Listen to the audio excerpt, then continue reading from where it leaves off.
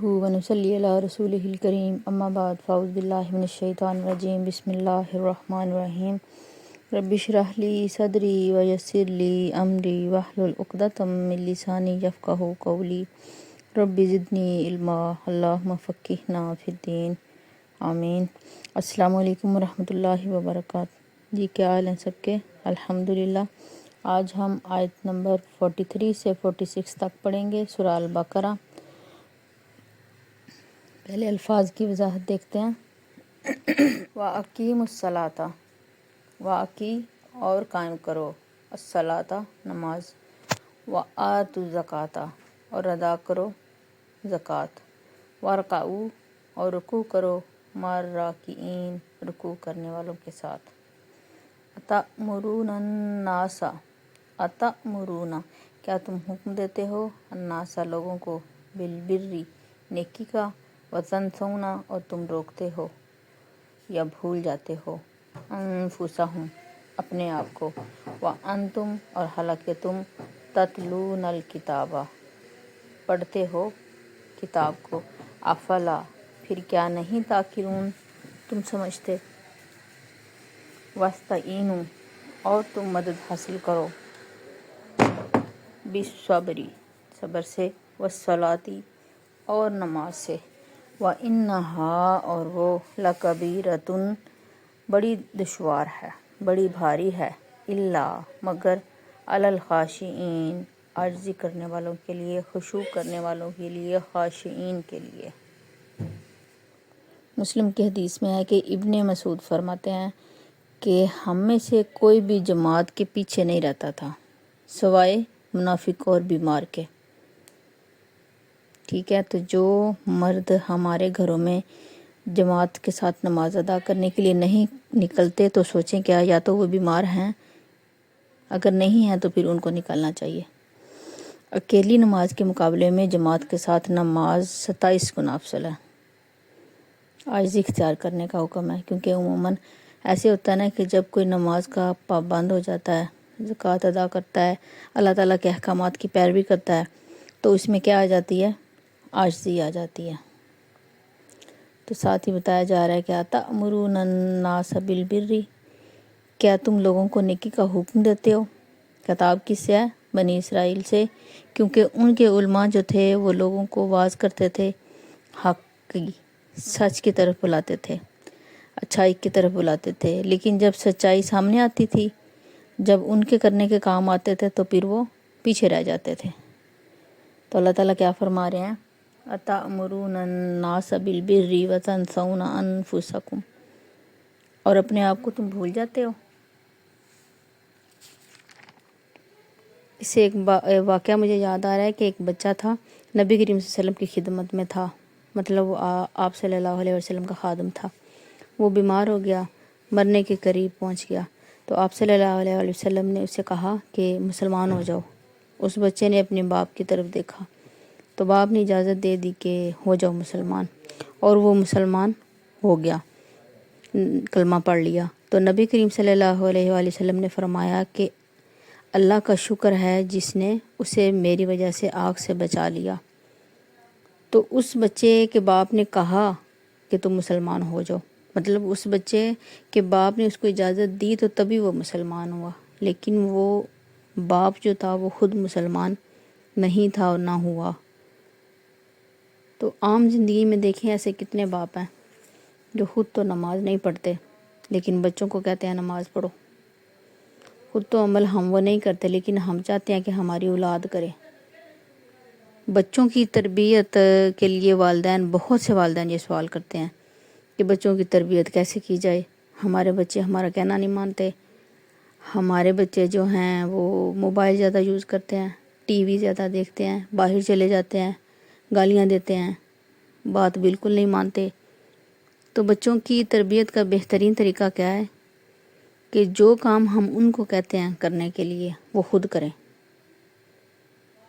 खुद नहीं करते, बच्चों को कहते हैं, तो बच्चे तो फिर जाहिर सी बात है बच्चे हैं, वो नहीं करेंगे। तो खुद बच्चों के लिए रोल मॉडल बने, खुद हम वो करके दिखाएंगे बच्चों के सामने तो बच्चे उसकी कॉपी करेंगे। ہمارے یہاں دیکھیں بچے کیوں نہیں سچ بولتے؟ کیونکہ ان کے سامنے عملی مثالیں نہیں ہیں، ہم خود جھوٹ بول رہے ہوتے ہیں ان کے سامنے بیٹھ کے۔ تو ہمیں کیا کرنا ہے؟ عملی مثال بننا ہے اپنے بچوں کے لیے، تاکہ وہ سچائی اور دین کے راستے پر چل سکیں۔ اس آیت سے ہمیں کیا سبق مل رہا ہے؟ کہ کسی کو نصیحت کرنے سے پہلے خود عمل کی ضرورت ہے۔ حدیث میں آتا ہے کہ حضرت انس سے روایت ہے، آپ صلی اللہ علیہ وآلہ وسلم نے فرمایا کہ شب معراج میرا گزر کچھ لوگوں کے پاس سے ہوا جن کے ہونٹ اور زبانیں آگ کی کینچیوں سے کاٹے جا رہے تھے، استغفر اللہ۔ تو میں نے جبریل سے پوچھا کہ یہ کون لوگ ہیں؟ انہوں نے فرمایا کہ آپ صلی اللہ علیہ وسلم یہ آپ کی امت کے نصیحت کرنے والے خطیب ہیں، جو لوگوں کو تو نیکی کی دعوت دیتے ہیں تھے لیکن خود جو ہے وہ اپنی خبر نہیں لیتے تھے۔ تو نبی کریم صلی اللہ علیہ وسلم نے فرمایا کہ بعض جنتی جو ہیں وہ دوزخیوں کو آگ میں جلتا ہوا دیکھ کے پوچھیں گے کہ تم آگ میں کیوں پہنچ گئے؟ تم تو ہمیں نصیحت کیا کرتے تھے، استغفر اللہ، تمہاری وجہ سے تو ہم جنت میں پہنچ گئے۔ تو وہ کہیں گے کہ ہم زبان سے کہتے تھے لیکن عمل نہیں کرتے تھے۔ تو ضرورت کس بات کی ہے؟ کہ صرف اچھائی کو زبان سے بیان نہ کریں بلکہ ہمارے عمل میں نظر آئے۔ جو ہو گیا، جو غلطیاں کوتاہیاں ہو گئی ان کی معافی مانگے اللہ سے، اللہ معاف کرنے والا ہے، غفور الرحیم ہے، اور آئندہ جو ہے وہ اللہ کی طرف لوٹ آئیں۔ تو کیا ہے؟ خاص طور پر کتاب پڑھنے والوں کے لیے اللہ تعالیٰ نے کہا ہے نا کہ کیا تم وَأَنْتُمْ تَتْلُونَ الْكِتَابَ، اور حالانکہ تم کتاب پڑھتے ہو۔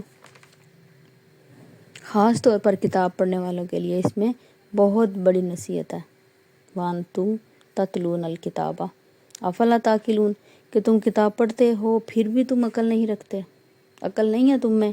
دیکھیں اللہ تعالیٰ اب کتنا وہ ڈانٹ کے کہہ رہے ہیں۔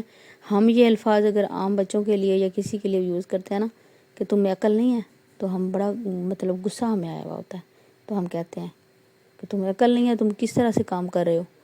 تو اللہ تعالیٰ بھی کہہ رہے ہیں کہ تم کتاب پڑھتے ہو پھر بھی تمہیں عقل نہیں ہے، افلا تعقلون، عمل کیوں نہیں آ رہا؟ ہم سوچتے ہیں، ہم کرنا چاہتے ہیں، عمل کی طرف بڑھنا چاہتے ہیں لیکن ہم کر نہیں پاتے، مشکل لگتا ہے ہمیں۔ تو اس کا بھی حل آ گیا، اللہ تعالیٰ نے بتا لیا ہے، وَاسْتَعِینُوا بِالصَّبْرِ وَالصَّلَاةِ، مدد مانگو صبر اور صلات کے ساتھ۔ پیچھے ہم نے سورت میں کیا پڑھا؟ سورہ فاتحہ میں ایاک نعبد و ایاک نستعین، عبادت کے لیے کیا ہے؟ اللہ تعالیٰ کی مدد ضروری ہے۔ اے اللہ ہم صرف تیری ہی عبادت کرتے ہیں اور صرف تجھی سے مدد چاہتے ہیں۔ ساتھ ہی ہے اہدنا الصراط المستقیم، ہمیں سیدھی راہ دکھا۔ کہ اللہ ہم تیری عبادت تو کرتے ہیں، تجھی سے مدد بھی مانگتے ہیں، سیدھی راہ دیکھنا چاہتے ہیں، نیک لوگوں کی راہ دیکھنا چاہتے ہیں اور ان پہ چلنا چاہتے ہیں لیکن چل نہیں پاتے۔ تو اللہ تعالیٰ کیا کہہ رہے ہیں؟ وَاسْتَعِینُوا بِالصَّبْرِ وَالصَّلَاةِ، اللہ تعالیٰ سے صبر کے ساتھ، نماز کے ساتھ مدد مانگو۔ تو عبادت کے لیے اللہ کی مدد ضروری ہے، آسان نہیں ہے۔ جہاں بھول ہو، غلطی ہو، وہاں اللہ کی طرف رجوع کر لی جائے، فوراً سے جھک جایا جائے۔ یہاں دیکھیں صلات سے پہلے صبر کا ذکر آ رہا ہے، اور صبر کیا ہے؟ اپنے نفس کو برائی سے روکنا، اپنے آپ کو کنٹرول کرنا۔ جہاں پتہ چلے کہ یہ میرا کام اللہ کی مرضی کے خلاف ہے، وہیں خود کو روک لینا، کھینچ لینا، زبردستی کھینچ لینا، حرام کردہ چیزوں سے خود کو روک لینا۔ وَاسْتَعِینُوا بِالصَّبْرِ وَالصَّلَاةِ، اور مدد طلب کرو صبر اور صلات کے ساتھ، نماز کے ساتھ۔ بعض اوقات صبر مشکل ہو جاتا ہے، اکثر زندگی میں ایسا ہوتا ہے کہ صبر کرنا بہت مشکل ہوتا ہے۔ ہم اللہ سے کہتے ہیں اللہ ہم تھک گئے ہیں، اللہ ہماری بس ہو گئی ہے۔ تو صبر کے لیے کیا ضروری ہے؟ اللہ کی مدد۔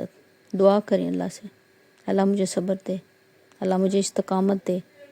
حدیث میں آتا ہے کہ جو صبر کرنا چاہتا ہے تو اللہ تعالیٰ اسے صبر دیتا ہے۔ غم اور خوف سے نکلنے کے لیے اللہ کی طرف رجوع کرے۔ نبی کریم صلی اللہ علیہ وسلم کا یہی طریقہ تھا، جب بھی کوئی مشکل آتی ان پہ تو فوراً کیا کرتے؟ اٹھتے، وضو کرتے، نماز کی طرف بڑھتے، دوڑتے نماز کی طرف۔ لیکن یہ اتنا آسان نہیں ہے، بہت سے لوگ کیا کرتے ہیں، ہم خود پہ لیں، ہم کیا کرتے ہیں جب مشکل آتی ہے ہاتھ پہ ہاتھ رکھ کے بیٹھ جاتے ہیں، بیمار ہو جاتے ہیں، ٹینشن لیتے ہیں، لیکن کیا کرتے ہیں، نماز کی طرف نہیں آتے۔ تو اس کا بھی بتا دیا گیا ہے کہ لَکَبِیرَۃٌ، نماز بہت بھاری ہے، یہ آسان کام نہیں ہے کہ ہمیں مشکل آئی ہے تو ہم نماز کی طرف بڑھیں، یہ اللہ کی توفیق سے ہونا ہے۔ الا علی الخاشعین، مگر خاشعین کے لیے آسان ہے۔ نماز بھاری ہے لیکن خاشعین کے لیے آسان ہے، خشوع کرنے والے کے لیے۔ خشوع کیا ہے؟ دل کے ٹھہراؤ کا نام ہے، جو اللہ کے ڈر اور اللہ کی عظمت سے دل میں آتا ہے۔ تو جب آتا ہے تو نماز میں بھی چھلکتا ہے اور نماز کے علاوہ عام زندگی میں بھی چھلکتا ہے۔ ایک تابعین تھے عروہ بن زبیر، ان کے بارے میں بتاتی ہوں آپ کو۔ صحابہ کے بعد تابعین آتے ہیں، تو ان کے پاؤں میں ایک آبلہ پڑ گیا، علاج انہوں نے کافی کروایا لیکن ان کو آرام نہیں تھا آ رہا۔ اب طبیب جو تھے انہوں نے کہا کہ پاؤں کاٹنا پڑے گا۔ تب اس طرح کے انجیکشن وغیرہ نہیں تھے ہوتے کہ انسان کو بے ہوش کر کے تو اس کا پاؤں کاٹ دیا جائے۔ اب دیکھیں اگر ہماری ایک انگلی پہ کٹ لگ جاتا ہے تو ہمیں کتنی تکلیف ہوتی ہے، تو ان کا تو پورا پاؤں کاٹنا تھا۔ تو وہ بڑے آرام سے کہنے لگے ٹھیک ہے، جب میں نماز ادا کر رہا ہوں گا نا تو نماز کے وقت آنا، اور جب میں نماز ادا کر رہا ہوں تو میرا پاؤں کاٹ دینا۔ کیوں؟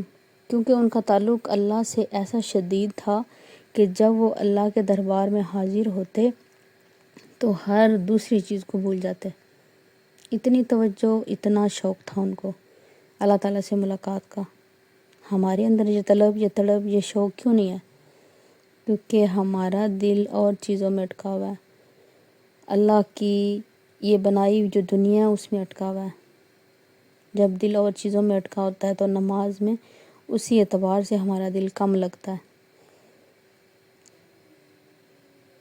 اتنا کچھ بھرا ہوتا ہے ہمارے دلوں میں کہ جب ہم نماز ادا کر رہے ہوتے ہیں تو وہ سارے خیالات ہمارے دماغ میں آنے لگتے ہیں۔ تو نماز ایک طرح سے آئینہ ہے، 5 وقت ہمیں دکھاتا ہے کہ ہمیں اللہ سے کتنی محبت ہے۔ کھڑے تو ہم اللہ کے سامنے ہیں، ہم بڑے دعوے کرتے ہیں ہمیں اللہ سے محبت ہے، سب سے بڑھ کے ہم اللہ سے محبت کرتے ہیں۔ تو دیکھیں کھڑے اس کے سامنے ہوتے ہیں، سجدہ اس کو کر رہے ہوتے ہیں، لیکن ہمارے دماغوں میں کیا ہے، ہمارے خیالوں میں کیا ہے؟ تو وہ میں کہتی ہوں کہ وہ اللہ تعالیٰ کی ہی بڑائی ہے جو یہ برداشت کر رہا ہے کہ کھڑے ہم اس کے سامنے اور ہمارے خیالوں میں کوئی اور ہو، دنیا بسی ہوئی ہو، پیسہ بسا ہوا ہو۔ تو نماز ایک ٹیسٹ ہے، جیسے ٹیسٹ ہوتے ہیں نا، بلڈ ٹیسٹ، کوئی بیمار ہو گیا، بلڈ ٹیسٹ کروا لیا کہ کیا بیماری ہے۔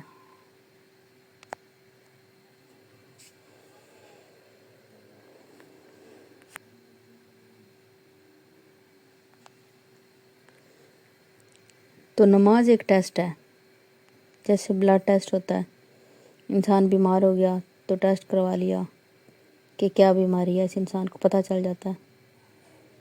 تو نماز سے بھی ہماری تمام تر برائیوں کو پتہ چل جاتا ہے۔ نماز بھی ہماری بیماریوں کا ٹیسٹ ہے۔ تو اپنی اپنی نمازوں کا جائزہ لینا ہے ہمیں کہ کیا ہے ہماری نمازوں میں اور کتنی محبت ہے ہمیں اللہ سے، کیا وقت پر ادا کر رہے ہیں، کیا خشوع کے ساتھ کر رہے ہیں، سنت کے مطابق کر رہے ہیں۔ کیونکہ حدیث میں آتا ہے کہ صحابہ کرام اور نبی کریم صلی اللہ علیہ وسلم جب اذان ہوتی تو اپنے گھر والوں سے اس طرح ہو جاتے جیسے ان کو جانتے ہی نہ ہو، فوراً سے اٹھ کھڑے ہوتے ہیں نماز کے لیے۔ لیکن ہم اذان سن کے بھی ہمارے اتنے کام ہوتے ہیں کہ ہم جو ہیں وہ نماز کی طرف بڑھتے ہی نہیں ہیں۔ خاشعین این نماز کا حق ادا کر سکتے ہیں۔ خاشعین کون ہیں؟ الذین یظنون انہم ملاقو ربہم، سبحان اللہ، وہ یقین رکھتے ہیں اپنے رب سے ملاقات کرنے کا۔ خاشعین کون ہیں؟ جن کو اللہ تعالیٰ سے ملاقات کا یقین ہوتا ہے کہ ہم نے اللہ تعالیٰ سے ملنا ہے، تو ان کی نمازیں جو ہیں وہ وقت پر ہوتی ہیں، ان کی نمازوں میں خشوع و خضوع ہوتا ہے اور ان کی نمازیں سنت کے مطابق ہوتی ہیں، اور ان کی نمازوں میں صرف اور صرف اللہ پاک کی ذات ہوتی ہے، دنیا ایک سائڈ پہ ہو جاتی ہے۔ الذین یظنون انہم ملاقو ربہم، تو وہ اس بڑی ملاقات سے پہلے دن میں 5 وقت واقعی اپنے رب سے ملاقات کرتے ہیں۔ اب دیکھیں، اگر ہم نے کسی دوست سے ملنا ہوتا ہے تو ہم کیا کرتے ہیں؟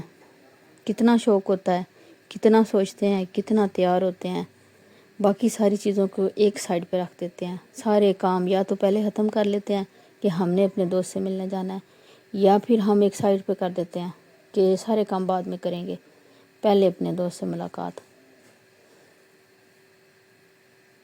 تو اللہ سے ملاقات کے وقت ہماری کیفیت کیا ہوتی ہے؟ الذین یظنون انہم ملاقو ربہم، کیا ہمیں اپنے رب سے ملاقات کا یقین ہے؟ اگر یقین ہے تو ہماری نمازیں ایسی کیوں ہیں؟ اچھا، یہ جو ملاقات ہے نا، نماز کے برابر آپ ملاقات لکھ لیں، رکھ لیں، ملاقات ہونی ہے محبوب سے ملاقات۔ اور جو پڑھنا ہے نا اس میں سرگوشیاں کر لیں۔ نماز میں جو ہم پڑھتے ہیں اس میں یہ سوچیں کہ ہم نے محبوب سے سرگوشیاں کرنی ہیں۔ جب ہم اپنے دوست سے ملتے ہیں تو ہم کیا کرتے ہیں؟ جو اہم باتیں ہوتی ہیں نا، اہم، وہ ہم نے سوچ کے رکھی ہوئی ہوتی ہیں، اور دوسروں سے چھپ چھپ کے آرام آرام سے آہستہ آہستہ، کہ کوئی اور نہ سن لے، اپنے دوست سے شیئر کر رہے ہوتے ہیں اپنی پریشانیاں، اپنی تکلیفیں۔ میرے ساتھ آج یہ ہوا، میرے ساتھ یہ واقعہ پیش آیا، اور ہم تڑپ رہے ہوتے ہیں اپنے دوست کو بتانے کے لیے، شیئر کرنے کے لیے کہ یہ ایک ہی میرا دوست ہے، اس کو میں نے اپنی ساری پریشانیاں شیئر کرنی ہیں، بتانی ہیں، یہ مجھے حل بتائے گا۔ اور وہ بتانے کے بعد ہمیں کیا ہوتا ہے؟ سکون آ جاتا ہے۔ تو یہ سوچیں کہ جو اللہ پاک ہے وہ ہمارا محبوب ہے، وہ ہمارا دوست ہے، اس سے ہم نے ملاقات کرنی ہے نماز کے وقت، اور اس سے ہم نے سرگوشیاں کرنی ہیں نماز کے وقت، اس کو بتانی ہے اپنی ٹینشنیں، پریشانیاں ساری۔ تو اللہ تعالیٰ کیا کریں گے؟ ان کا حل نکالیں گے۔ وَاسْتَعِینُوا بِالصَّبْرِ، اللہ تعالیٰ کیا کہہ رہے ہیں؟ کہ مدد مانگو صبر کے ساتھ، والصلاۃ، اور نماز کے ساتھ۔ تو جیسے ہی مسئلے پہ جانے لگی، سمجھے ملاقات کو جانے لگی ہوں محبوب سے، اور اگر ابھی بھی نہیں جاتے، ابھی بھی یہ نہیں سوچتے، تو انہم الیہ راجعون، ایک دن تو جانا ہی پڑے گا، بے شک اسی کی طرف لوٹ کر جانے والے ہیں ہم سب۔ پیچھے ہم نے پڑھا کہ اللہ تعالیٰ نے حضرت آدم علیہ السلام کو کہا کہ میں نے ان کو ایک مقرر وقت کے لیے زمین میں بھیجا ہے۔ تو اگر حضرت آدم کو ایک مقرر وقت کے لیے بھیجا ہے تو ان کی اولاد بھی ایک مقرر وقت تک ہی زمین میں رہے گی، ہم نے ہمیشہ نہیں یہاں پہ رہنا۔ خاشعین کا رب کی طرف لوٹ کر جانے کا شوق ہی ان کی نماز سے نظر آتا ہے۔ وَبِالْآخِرَةِ هُمْ يُوقِنُونَ، پیچھے ہم پڑھ چکے ہیں۔ خاشعین کون ہے؟ جسے اللہ تعالیٰ سے ملاقات کا یقین ہے۔ تو یا تو پھر ہمیں یقین ہی نہیں ہے کہ ہم نے مرنا ہے یا ہم نے اللہ کے پاس جانا ہے، تو یا پھر ہمیں یقین ہے تو ہمیں ڈر ہی کوئی نہیں ہے کہ جب جائیں گے تو دیکھی جائے گی۔ ابھی وقت ہے، اس وقت کو ضائع نہیں کریں، اپنی غلطیوں کوتاہیوں کی معافی مانگیں، اللہ پاک کے سامنے جھکیں، اللہ کو بتائیں اللہ میں کمزور بندہ ہوں، مجھ سے غلطی ہو گئی، مجھ سے گناہ ہو گیا، تو رحیم ہے، تو معاف کرنے والا ہے، تو رحمان ہے۔ تو اللہ تعالیٰ کی رحمت جو ہے وہ اتنی وسیع ہے کہ وہ انشاءاللہ ضرور ہمیں معاف کرے گا۔ تو نماز کو اچھا کرنے کے لیے آخرت کی یاد ضروری ہے، آخرت کو یاد کریں کہ ہم نے وہاں جانا ہے، کس سے ملاقات ہونی ہے، اپنا شوق چیک کریں، اللہ پاک سے ہماری ملاقات ہونی ہے۔ تو اگر ہم کہتے ہیں کہ وہ ہمارا محبوب ہے تو محبوب سے ملاقات کرنے کے لیے کتنا شوق ہوتا ہے، وہ ایک دنیاوی محبوب کو سامنے رکھ کے دیکھ لیں۔ اللہ پاک سچے معنوں میں ہمیں اور ہماری محبت کو اپنے لیے خاص کر دے، اور ہمیں قرآن مجید کو پڑھنے، اس کو سمجھنے اور اس پہ عمل کرنے کی توفیق عطا فرمائے۔ جزاک اللہ خیراً کثیر و احسن الجزا فی الدنیا والآخرہ۔ سب لوگ بتائیے گا کہ آپ لوگوں کو سمجھ آئی نہیں آئی۔ کچھ مشکل پیش آئی تو وہ بھی بتائیں، اور باقی یہ کہ الفاظ کی وضاحت میں جس طرح سے میں کر رہی ہوں ترجمہ، اس طرح سے وہ الفاظ آپ نے اسی وضاحت کے ساتھ یاد کرنے ہیں۔ تو ساتھ ساتھ یہ بھی بتایا کریں کہ کیا ہم نے یاد کر لیا ہے یا نہیں ہو رہا، کچھ بھی مشکل پیش آ رہی ہے تو وہ بتائیں۔ السلام علیکم ورحمۃ اللہ وبرکاتہ، دعاؤں میں یاد رکھیے گا۔